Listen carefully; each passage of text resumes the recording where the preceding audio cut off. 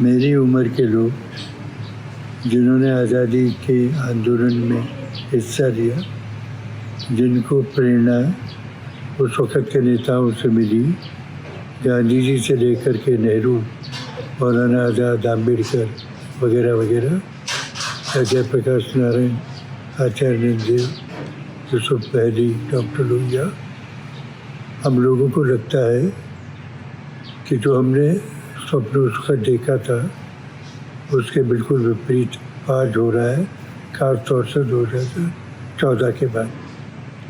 तो ऐसी परिस्थिति में दो चीज़ें हमारे दिल में या हमारे दिमाग में सवाल उठता है। एक ये है कि हमारी क्या गलती हुई कि ये परिस्थिति निर्माण हुई, और दूसरा ये है कि आज परिस्थिति में हमको क्या करना चाहिए। हमारी गलतियाँ बहुत हैं, अगर उसका वर्णन करने लूँगा तो बहुत समय लगेगा, लेकिन हमको हमारे पुराने 1947 से लेकर के 2014 तक या 2022 तक के इतिहास के ऊपर नज़र डाल के कुछ सबक सीख ले होंगे, लेकिन वो बहुत समय लगेगा। तो मैं जो अब कहूँगा वो ये है कि आज की परिस्थिति में 2-3 चीज़ें होनी चाहिए।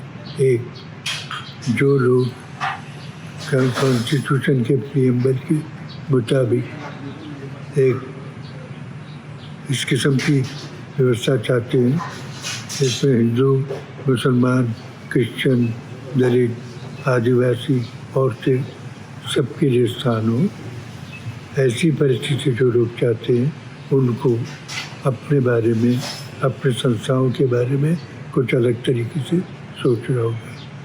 मेरा अनुभव जो रहा है पुराने 50, 60, 70, 80 साल से हो है कि हम लोग ज़्यादातर जो अपने आप को सेक्युलर कहते हैं, जो हिंदुत्ववादी नहीं है, जो गांधी जी के विचारों को मानते हैं, जो प्रीएम्बल में जो लिखा है उसको मानते हैं, उन लोगों ने उसके मुताबिक जो करना चाहिए वो नहीं किया। ऐसी एक मेरी मान्यता हुई है। उदाहरण के तौर पर अगर मैं किसी संस्था को चलाता हूँ और मैं हिंदू हूँ, तो मैंने कभी किसी मुसलमान को, कभी दलित को, कभी स्त्री को, कभी आदिवासी को लीडरशिप पोजीशन पे प्रोजेक्ट करने का बेहतर प्रयत्न करना थी, उतना नहीं किया। ये एक मेरी दृष्टि से बहुत बड़ी कमजोरी है जिसका लाभ हिंदुत्ववादियों को मिल रहा है। दूसरी चीज़ जो है वो ये कि हमारे जैसे लोग उस ज़माने में तैयार करते थे अपने आप को जेल में जाने के लिए। ब्रिटिश के सामने खड़ा रहना है तो जेल में जाना अनिवार्य है। ब्रिटिश के सामने खड़ा रहना है तो आपको मरने के लिए तैयारी होनी चाहिए, और उसकी मानसिक और फिजिकल या शारीरिक तैयारी करते थे। आज उसका अभाव है। आज जो भी जेल में जाता है वो दूसरे दिन किसी वकील के पास जाता है और किसी न किसी तरीके से छूटने का प्रयत्न करता है। मुझे लगता है ये जब तक प्रवृत्ति है तब तक आप इस किस्म के हिंदुत्ववादी लोगों के सामने लड़ नहीं सकते हैं। हमको मान के चलना चाहिए, कुर्बानी करनी पड़ेगी, जेल में जाना पड़ेगा, मरना पड़ेगा। आप जो ईडी वगैरह का लाभ लेकर के ये सरकार जो कर रही है वो करती रहेगी, और फिर भी हमको जीतना है।